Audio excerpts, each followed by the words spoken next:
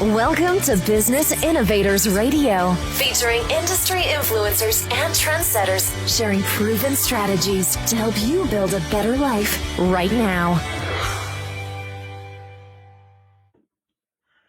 Hello and welcome to the show. This is your host, Neil Howe. We're back for another episode. We are talking immigration. Today's guest is Richard Friedman. He helps attorney Mitchell Jay Friedman assist aliens with their immigration problems and issues. Richard holds a law degree from the University of Toledo and is a former employee of the U.S. Immigration Service. Richard also spent 7 years filing for visas, permanent residence, and citizenship for professors and researchers with Case Western Reserve University. Richard serves as an administrator in Mitchell Jay Friedman's law firm. Welcome to the show, Richard. Thank you for having me. Great. Well, let's dive right into it and let's find out what area of immigration that you really concentrate on and who is your ideal customer? Who do you actually help the most? Well, as far as the areas that we seem to be getting the most, we're general in the area of immigration, but it seems as though the concentration consists either of people who are having an immediate problem and are fearful that they will be removed from the United States, or it's people who wish to pursue permanent residence in the United States and adjust their status to that level. And as far as the perfect kind of client for us, it's someone who, please, has not broken any laws or statutes, and it's someone who is cooperative with us and sees us as someone that they can trust and provide the needed information and documentation quickly and efficiently so that we can put their case together effectively, get it filed with the government without delay, and get it filed completely so that we can satisfy the government and pursue the interest that the client really wants.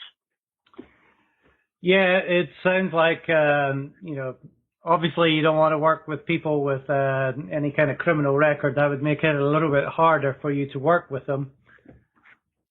It does. And Mr. Friedman has managed to assist any number of people already who have been in those situations. At times it requires that they do go home and some changes in their situation have to be effected before we can try to bring them back. Usually we're able to work something out with the government. One of the unusual aspects of immigration law is that it's a little bit less confrontational with respect to the government on the one side and our client on the other. Government is willing to work with you and hear your side of the story and see if there isn't something that we can do to resolve the situation without having to take extreme matters and extreme measures against someone.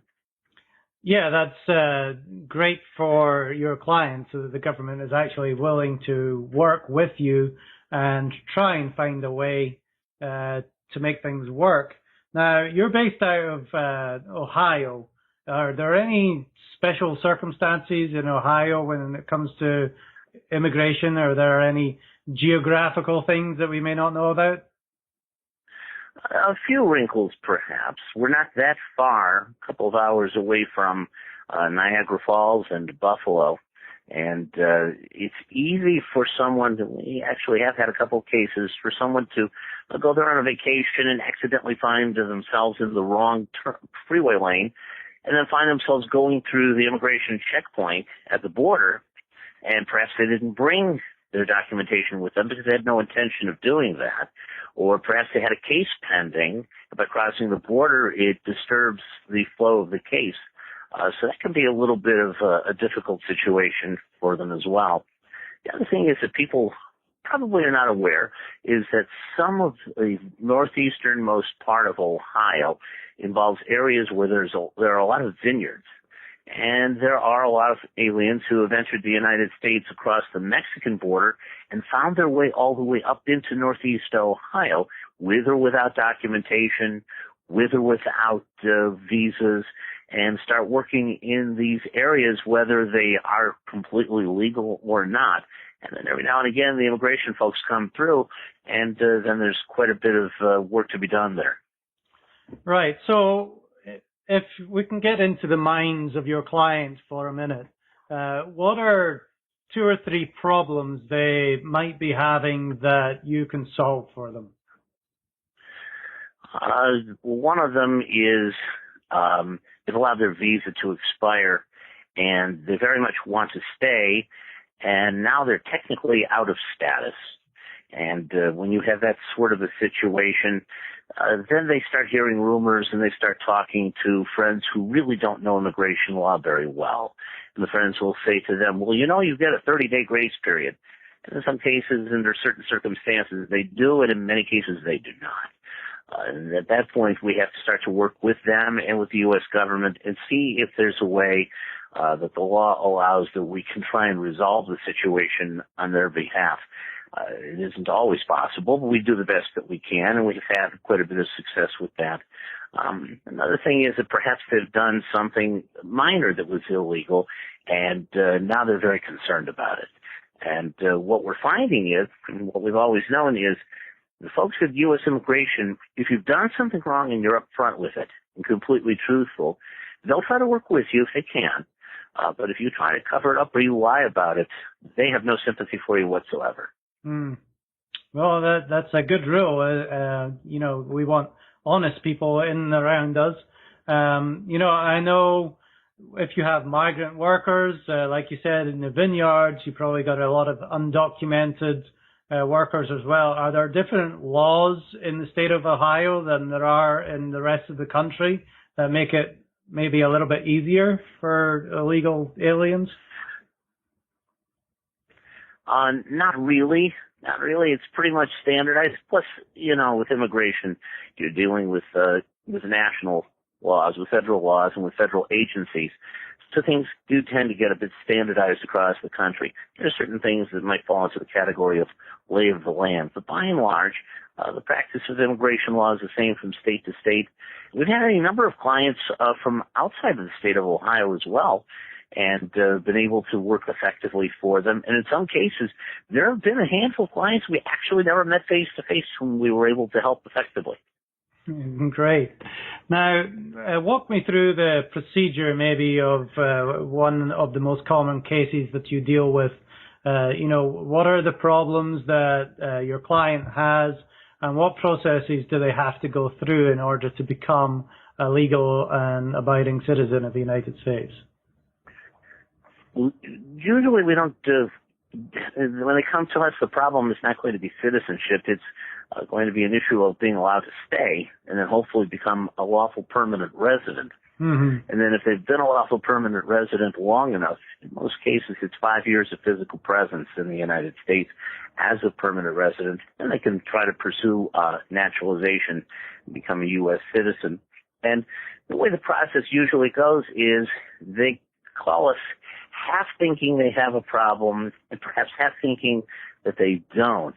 And in reality, they do, and we find that they're out of status. Either they've overstayed their visa or they've made a mistake in the paperwork, something of that nature. And then what Mr. Friedman and I will do is we'll start researching in the portions of the Immigration Act and also the case law and see how the courts have been treating these situations. And then what we'll do is we'll apply those to their case and try and find a way to jump the hurdle of the overstay or of the mistake that's been made and get them on track to pursue lawful permanent residence, the so-called green card. Even though it's actually physically not green anymore, it's still called the green card by the public. So what we try to do at that point is try to get things filed, and putting the case together can take a couple of months. And then after that, it's dependent upon how busy the government offices are, as to how quickly they're able to work their way through it.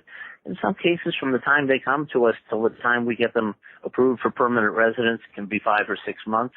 In other cases, it can push 9 or 10 months.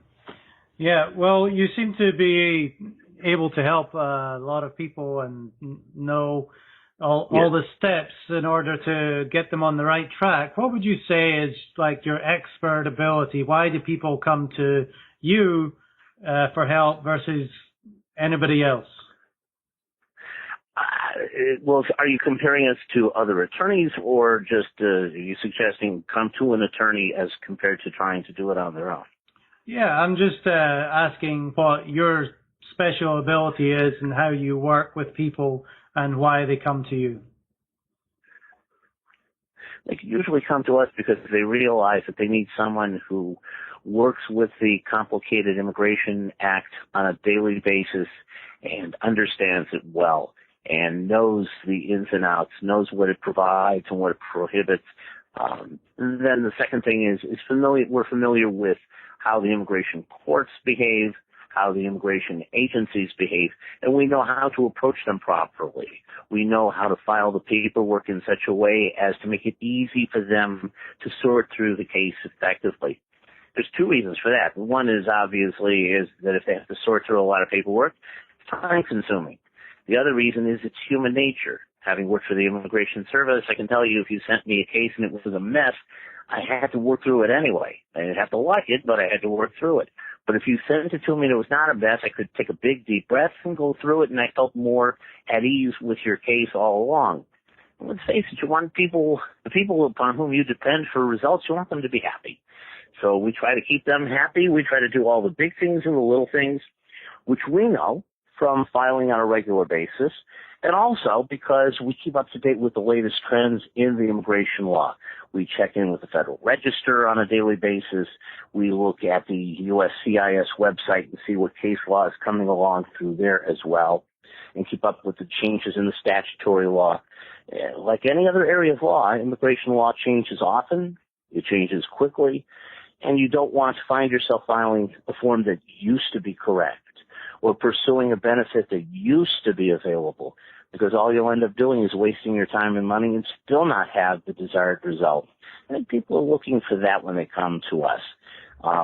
I used to work, as you mentioned, for the Immigration Service, so I know what it feels like on the other side of this fence as well.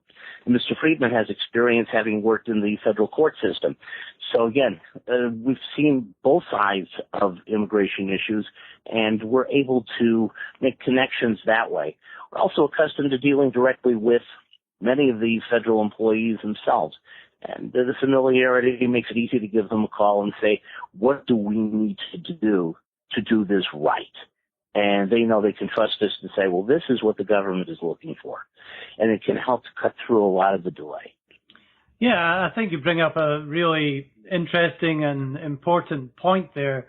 From working on the other side, you know what these people are looking at. And like you said, if the file's in order, there's more chance maybe of it going through than if it's in disarray, which may be the case if somebody tries to go and do that themselves. Exactly. I recall a case when I was working for the Immigration Service. It was a family. They were in proper status, and they wanted to apply for permanent residence. So the head of the family filled out one form. There were 5 people in the family, and they were supposed to each have an application.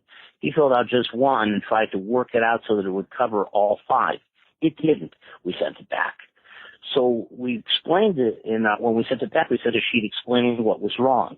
He didn't understand it, and what he did was he took the same application, photocopied it 4 times, and sent us the original 4 photocopies, which didn't solve the problem. And this sort of thing continued step after step after step. It took months till he finally gave up and hired a local attorney who then filed it exactly correctly, and in a very short period of time, they were approved because they were absolutely eligible for everything they were requesting. Mm-hmm. And time is a big factor. If, you're going through trial and error, you're not really sure what you're doing, it might not be costing you as much money to file it yourself. However, the time that it takes could really be costing you a lot in the long run. So what are a couple You hit a very true point there, Neil. That's very true. Good for you. That really should be underscored, the factor of time that it will cost the individual. And we try to be sensitive to the fact that, their life is pretty much on hold while they're waiting to see what the results of their case will be. And you have to understand that that's got to be a very, very difficult time for an individual. Definitely. Now, we touched on a little misconception there. What are another couple of misconceptions maybe about the immigration industry, particularly the cases that you serve? In a lot of cases, people will originally approach this thinking if only they could get one or two quick questions answered, they could handle it themselves. All too often, they can't. And years ago, yes, I'm sorry. Years ago, there was a television commercial for a national chain of auto mechanics. And they would show how if only the individual had used this engine treatment, their engine and their car wouldn't have become a wreck that now is going to cost hundreds, if not thousands of dollars to repair had they only spent $10 on the treatment. And the mechanic on the commercial would say, you can pay me now or you can pay me later. And unfortunately, that's true with some of the immigration cases. If they hire us initially, it will cost couple of $1,000s perhaps to process efficiently and get it done. If they try to do it themselves and they lack the expertise and the case is not straightforward, it can become much more expensive when you hire an attorney to try and fix the situation and get it back on track and then get it through to a desired result. You pay us now or you can pay us later. We'd rather that people pay us a lesser sum of money and go through things more efficiently.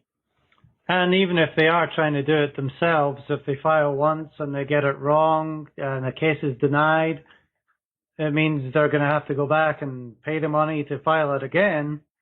So you're better off just with paying an attorney to do it correct the first time. That's correct. And also, sometimes there's a delay factor in how long you must wait before you're permitted to file again. So you not only have to pay the prices in terms of cost of filing fees and like all over again, but you have to hold your life up again and wait until you're eligible to file one more time, which means more time in which the individual is understandably nervous and concerned about where their life is going to be headed. So give me a couple of examples of people that you have helped over the years that may have stood out, what they were like, what they were feeling when they came to you, what kind of problems they had, and ultimately what outcome they had with working with you. We had one case where the individual, actually he didn't approach us, he was in jail. His father approached us. He was a lawful permanent resident, and he did a poor job of selecting his friends. They went shopping at a grocery store, and while he was in line paying for the items he had purchased, they were grabbing expensive items and heading for the car as well. They were all arrested, and he was accused of having driven the getaway car. When they came to us, his hearing was coming up first in immigration court. They were ready to remove him, to take away his permanent residence and send him away. He had not been in his home country since he was a small boy. Now he was in his 30s. He had children in the United States.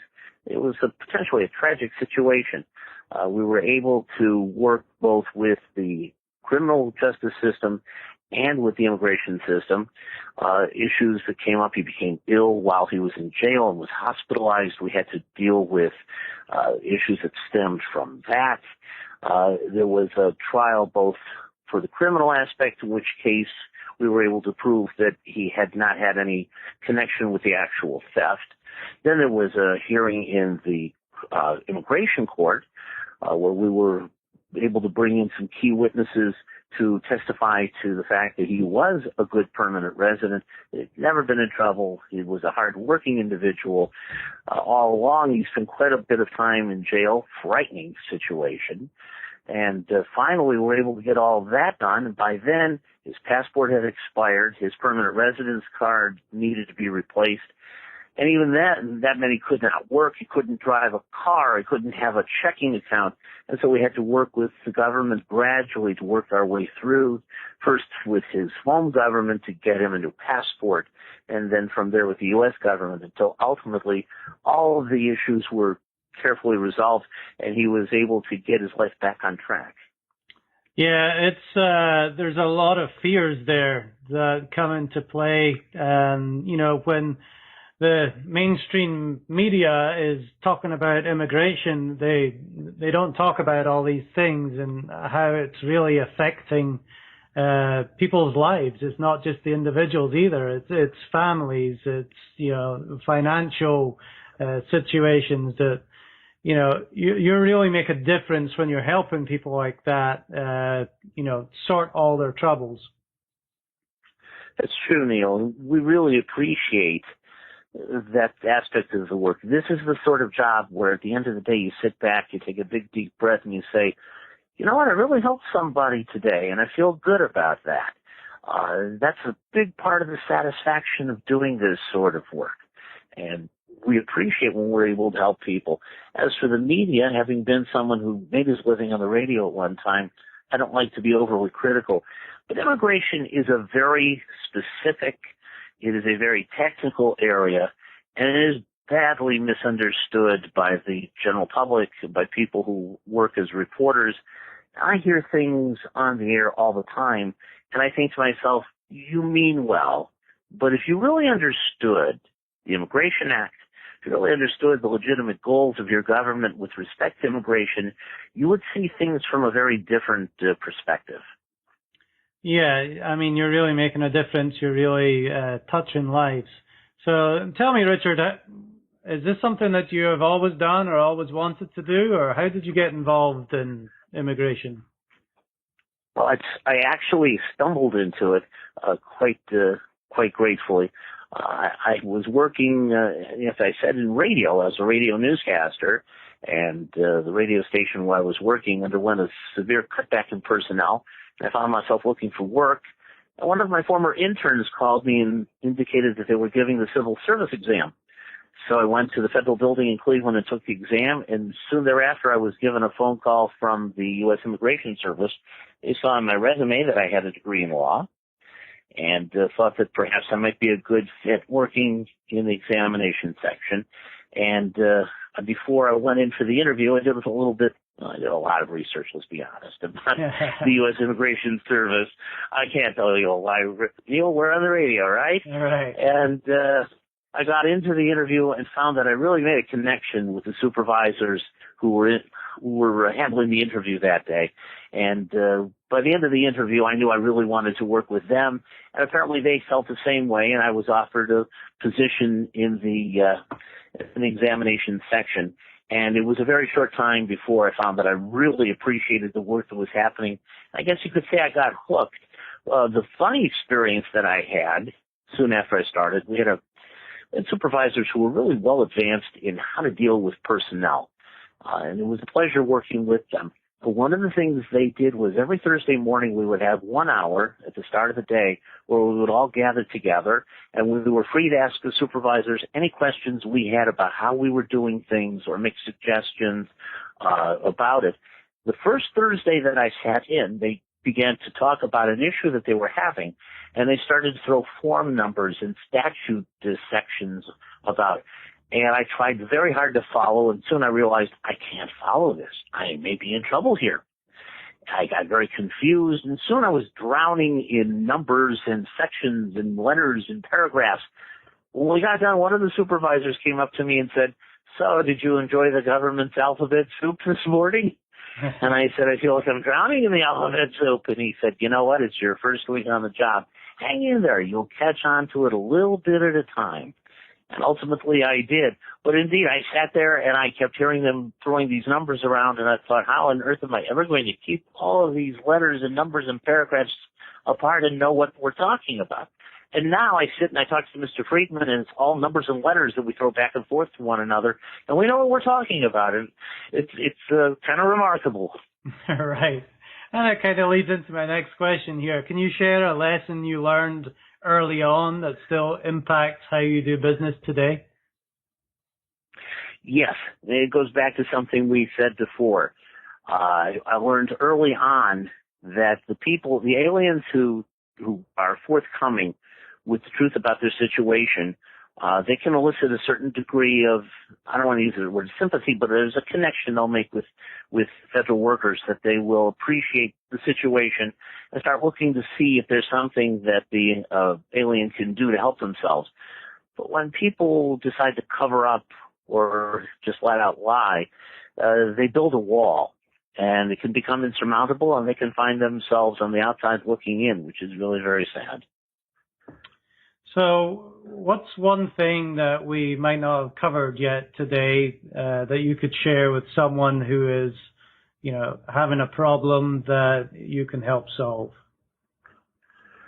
I would say contact an attorney early on. Most attorneys like Mr. Friedman will offer you a free consultation. We offer people 30 minutes for free.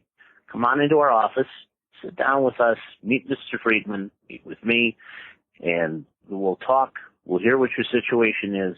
Keep in mind that you know your problem, but you don't know where it fits into the immigration system. We do know where it fits into the immigration system. We can see better than you can what you need to do, what you're allowed to do, and then you can decide if you feel like you've made a connection with Mr. Friedman, you feel comfortable working with him, then you can go ahead and retain the office if you want to. And if not, you're under no obligation.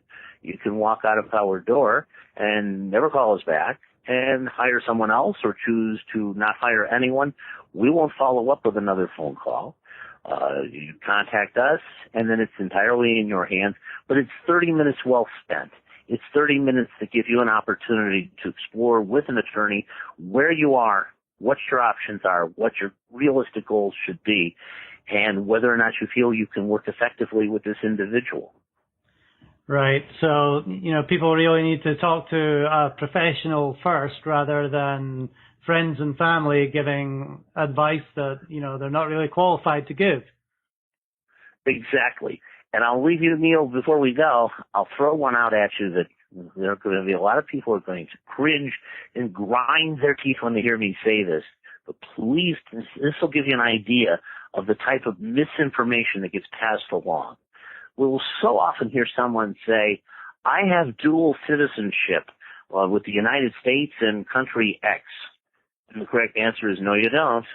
The United States doesn't recognize dual citizenship with any other country. Now, with two different countries that both recognize dual citizenship with each other, if you tell us that, of course you do.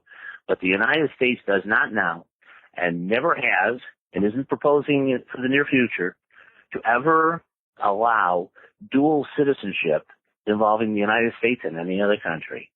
When you take the oath and become a U.S. citizen, you renounce your citizenship and your connection with any other foreign power. The United States, in the words of Teddy Roosevelt, he was very concerned about the idea that a war would break out and we wouldn't know which citizens were going to support America and which were going to support an enemy or an ally of an enemy. And I know there are people sitting and listening to us now going, I know he's wrong. Mm-hmm. You may think so, but that'll only get you into more trouble in the future. Well, that's certainly something I didn't know. And, there's a lot of great information here that you've shared with us and our audience, Richard. Tell me, what is the best way for us to get in contact with you or your office? Well, the best ways are either call us. Our phone number is area code 216-409-8895. That's 216-409-8895. Or you can log on to our website, which is www.MitchellJFriedman, one word, no caps, no symbols, and it's the letter J, MitchellJFriedman. Let me give you that again. That's the email address I was giving you by mistake. Forgive me.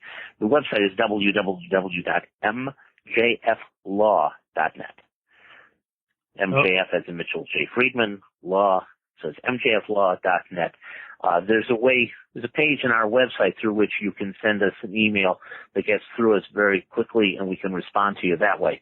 And as far as our telephone is concerned, there's no limit to when you can call us. We keep this phone open. Either Mr. Friedman or I are on the phones pretty much 24/7. And so you're free to call us whenever it's convenient for you.